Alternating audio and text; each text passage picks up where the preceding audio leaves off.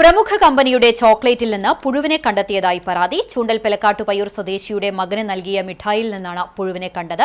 പയ്യൂർ സ്വദേശി ഷാജി തന്റെ 4 വയസ്സുകാരനായ മകൻ ജൊഹാന് നൽകിയ പാർലെ മെലഡി ചോക്ലേറ്റിലാണ് പുഴുവിനെ കണ്ടെത്തിയത്.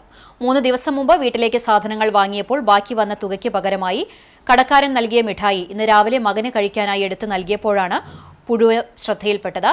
ഇത്രയും വലിയൊരു ബ്രാൻഡ് ആയിട്ട് പോലും ഉൽപ്പന്നത്തിന്റെ ഗുണനിലവാരത്തിൽ ഇത്തരമൊരു വീഴ്ച സംഭവിച്ചത് ഏറെ ആശങ്കാജനകമാണെന്ന് ഷാജി പറഞ്ഞു. അവൻ പൊട്ടിച്ചത് തിന്നാണ് പതിവ്. എന്തോ കയ്യിൽ കിട്ടിയപ്പോൾ ഞാൻ പൊളിച്ചു തരാടാന്ന് പറഞ്ഞിട്ട് പൊളിച്ചു നോക്കുമ്പോൾ പെട്ടെന്ന് പുഴു കണ്ടു. അപ്പോൾ ഞാൻ അവനോട് പറഞ്ഞു വേറെ മിഠായി തരാമെന്ന് പറഞ്ഞു.